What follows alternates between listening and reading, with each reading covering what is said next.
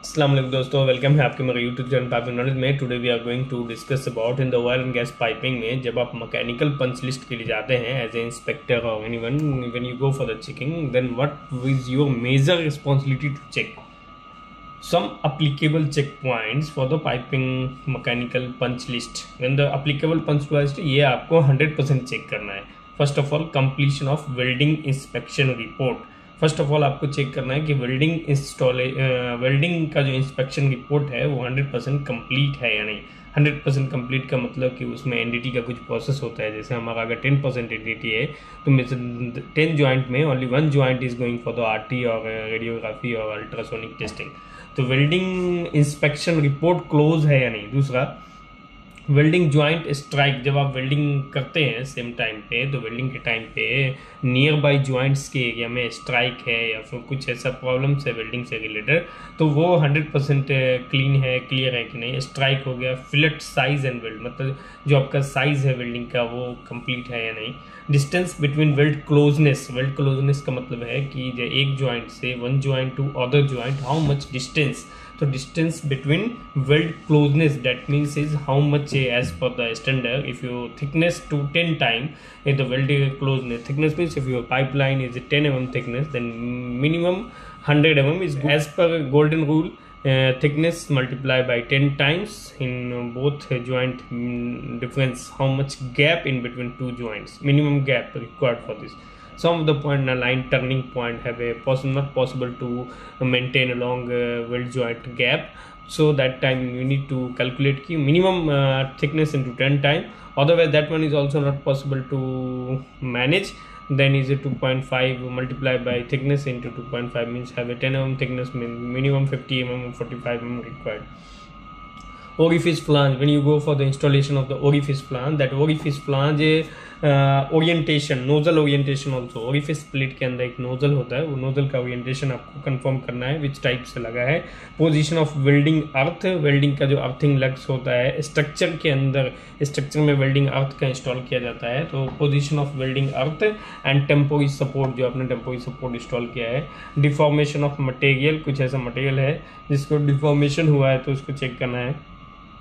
जब हम लोग पैड इंस्टॉल करते हैं तो उसमें एक विप होल होता है जो वेल्डिंग के टाइम पे उसमें एक होल किया जाता है ताकि इंटरनल गैस जो है वो उसमें से रिलीज हो जाए। वेल्ड स्मोक का वेल्ड गैस जो होता है।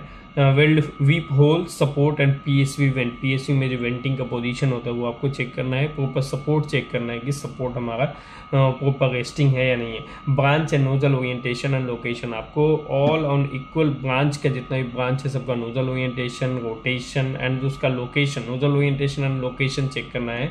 नेक्स्ट है verticality and horizontally of the support line and slope line as per isometric drawing. बहुत सारा लाइन है जो अपना फ्लो लाइन होता है, मतलब उसमें स्लोप लाइन होता है। स्लोप का मतलब कि वो ग्रेविटी फ्लो होगा, ग्रेविटी फ्लो रहेगा तो एज स्लोप होगा, तो ऑलरेडी मेंशन होगा 300:1 मीन्स ऑल द 300 mm में 1 mm का स्लोप रहेगा उसमें डाउन साइड।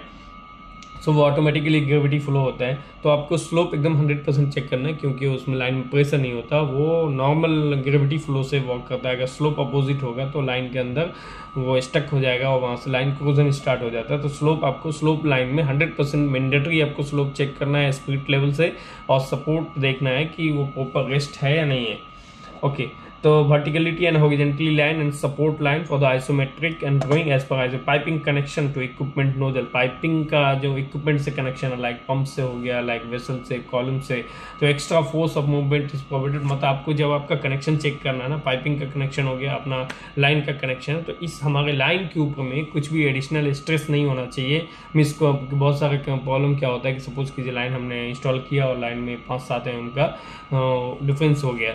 अब हमारा नोजल ये है 5-7 mm का डिफरेंस, तो बहुत सारे लोग क्या करते हैं कि उसमें चेन ब्लॉक लगा करके कहीं भी एडिशनल सपोर्ट लगा करके लाइन को पुल कर करके उसको आपको वो वेरीफाई करा देगा। तो जब आप लाइन चेक करने जाएंगे तो 100% क्या करें कि अपना जो लाइन है वो स्ट्रेस फ्री होना चाहिए। लाइन के चेक करना है कि कुछ एडिशनल सपोर्ट तो नहीं लगा दिया है ऑलरेडी वो लाइन को वेरीफाई कराने के लिए।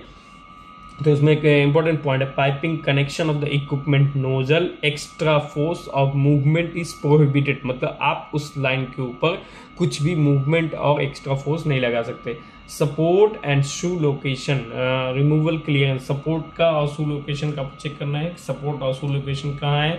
कुछ उसमें अगर क्लियरेंस है, गैप है, तो वो आपको देखना है कि कितना क्लियरेंस है, और लोकेशन देखना है कि मगर सपोर्ट का लोकेशन जिस जगह पे आ रहा था। उसके बाद नेक्स्ट है गैस्केट मटेरियल, गैस्केट चेक करना है, उसका मटेरियल चेक करना है, size and flow direction check करना है लाइन का। उसके बाद बोल्ट नट बोल्ट का मटेरियल, साइज, लेंथ और टाइटनेस। नट बोल्ट में आप क्या चेक करेंगे, उसका मटेरियल चेक करेंगे। वो बोल्ट नॉर्मल CS का है, जिंक कोटेड है, SS का बोल्ट है, उसमें कुछ मार्किंग है B7/2H या B7/7 करके, तो वो टोटल डिटेल आपको चेक करना है। उसका साइज और उसका लेंथ चेक करना है, ऐसा नहीं कि एडिशनल लेंथ हो, ऐसा नहीं कि शॉर्ट लेंथ बोल्ट हो, मिनिमम 3 थ्रेड और 2 थ्रेड उसका बोल्ट नट बोल्ट के बाद बाहर होना चाहिए। उसके बाद उसका टाइटनेस भी चेक करना, उसके ऊपर टैग लगा होता है तो टाइटनेस चेक करेंगे। जैक स्क्रू है, उसमें ओरिफिस फ्लांज में जैक स्क्रू रहता है, तो जैक स्क्रू आप चेक करेंगे। मटेरियल का उसका साइज चेक करेंगे जैक स्क्रू का।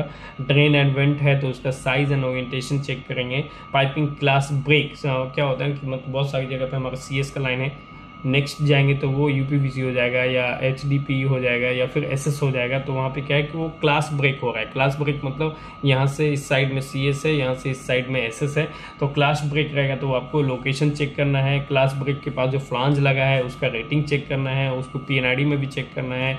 और वॉल्व है तो वॉल्व का टैग नंबर PNID से मैच करना है, क्योंकि जब ऑपरेशन टीम आएगा तो वो PNID पे वर्क करेगा, तो आपको क्या है कि वॉल्व का टैग नंबर भी आपको मैच करना है एज पर PNID। कभी कभी क्या होता है कि PNID में टैग नंबर अलग है, आइसोमेट्रिक में टैग नंबर अलग है, तो आपको फाइनली जो इंस्टॉल करना है वॉल का एज पर PNID आपको इंस्टॉल करना है। अगर आपके आइसोमेट्रिक में अगर वॉल का नंबर डिफरेंट दिया है तो आप उसको रेडलाइन करके उसको चेंज कराएंगे।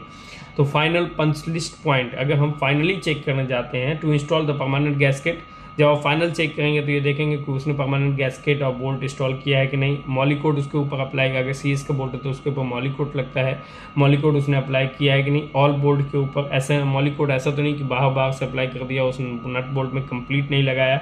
बोल्ट का लेंथ जो है should be correct position, bolt का लेंथ जो है करेक्ट पोजीशन होना चाहिए। Apply grease to valve spindle, valve का जो स्पेंडल रहता है थ्रेडेड टाइप का, तो उसमें अप्लाई ग्रीस करना है कि मॉइस्चराइजर से सेव रहे। री install cap and Teflon tape, जो बहुत सारी जगह कैप होता है तो उसको हार्डर टेस्ट के बाद उसको ओपन करके उसमें नया टेफ्लॉन टेप लगा करके उसको री इंस्टॉल करना है। That is the basic punch some applicable punch point when you go for checking. Okay, thank you for watching. If you're safe, stay healthy. If you like, then share and subscribe. Stay safe, stay healthy.